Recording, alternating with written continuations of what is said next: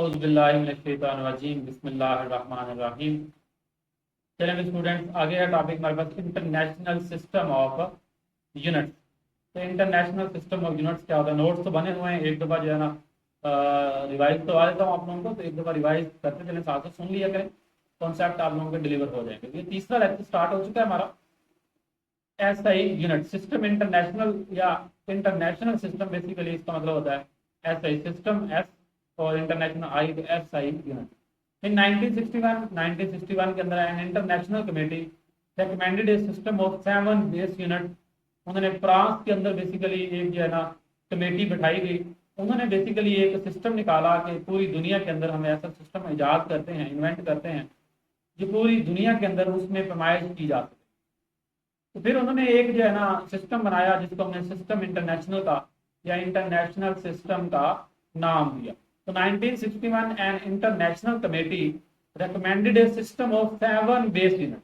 उन्होंने रिकमेंड किया 7 base unit का, इसको हम क्या कहते हैं, ऐसे यूनिट का नाम देते हैं। ठीक है, 7 बेस यूनिट उन्होंने रिकमेंड कर दिए हमें, इन बेस यूनिट का इस्तेमाल करो और इंटरनेशनल तौर पर इंपोर्ट एक्सपोर्ट का काम करो, सामान खरीदो भी बेचो भी। ठीक है, इन्हीं स्टैंडर्ड यूनिट्स के अंदर। राइट, इसके बाद हमारे पास क्वेश्चन, इसमें से क्वेश्चन बनता है क्वेश्चन 2। पहले क्वेश्चन 1 मेजरमेंट के अंदर हमने उठाया था। अब क्वेश्चन 2 है why there is need of S unit. अब हमें हमारे पास अगर क्वेश्चन 1 आप लोग लिखना चाहते हैं, ये इसके क्वेश्चन 2 डायरेक्ट कैसे आ गया है, तो क्वेश्चन 1 इससे प्रीवियस लेक्चर जो था मेजरमेंट के ऊपर, उसमें देखें जाके, वो क्वेश्चन 1 था। अब ये आ चुका है question 2। Why we need, why there is a need of ऐसे यूनिट। हमें ऐसे यूनिट की जरूरत क्यों पेश आई, मतलब ऐसे यूनिट की जरूरत ही क्या थी। हम वैसे भी तो अपनी मेजरमेंट के तरीकेकार इस्तेमाल करते थे। तो बताता चलूँ, क्योंकि इंटरनेशनल तौर पर आप देखिए चाइनीज का तरीकाकार और था, पाकिस्तानियों का तरीकाकार और, ठीक है, इसी तरह मान लें इंडियन का तरीकाकार और होता, ठीक है, रूस का, अमेरिका का, इनका तरीकाकार और होते। तो फिर हमें बड़ी परेशानी होती, दिक्कत का सामना करना पड़ता, बड़ी दिक्कत होती हमें। अगर हम जो है ना फॉरेन जाके अपनी कोई भी चीज़ खरीदना चाहते तो हम ना खरीद पाते, पहले हमें उधर के जाके उनके यूनिट को समझना पड़ता कि भाई कौन से यूनिट के अंदर कौन सी चीज़ जो है ना खरीदी जा सकती है। अब इसके लिए एक स्टैंडर्ड यूनिट आ गया हमारे पास, इंटरनेशनल यूनिट आ गया, उसमें हम इस्तेमाल करते हैं। यही वाई देयर इज नीड ऐसे यूनिट, वी नीड ऐसे यूनिट फॉर मेजरमेंट। मेजरमेंट के लिए हमें ऐसे यूनिट की जरूरत होती है। अच्छा भाई क्यों? Because it help us to share and compare our observation and result easily.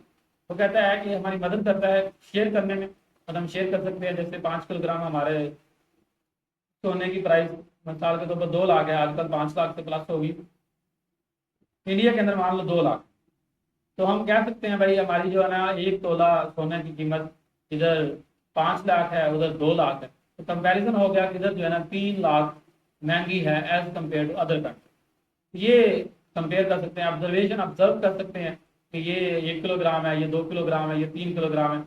Observation हो सकते हैं और रिजल्ट इजली, और हम रिजल्ट को भी इजली एक दूसरे से compare our observation and result, मतलब हमारी जो ऑब्जर्वेशन जो हम देखते हैं उसको कंपेयर कर सकते हैं रिजल्ट को इजली एक दूसरे के साथ। ठीक है, चलें, अगर ये भी आप लोगों को लेक्चर पसंद आए तो चैनल को सब्सक्राइब कर दें, ठीक है, वीडियो को लाइक कर दें और कमेंट सेक्शन के अंदर बता दें आप लोगों को नोट्स कैसे लगे। ये लेक्चर यही पे एंड करते हैं। ओके, अल्लाह।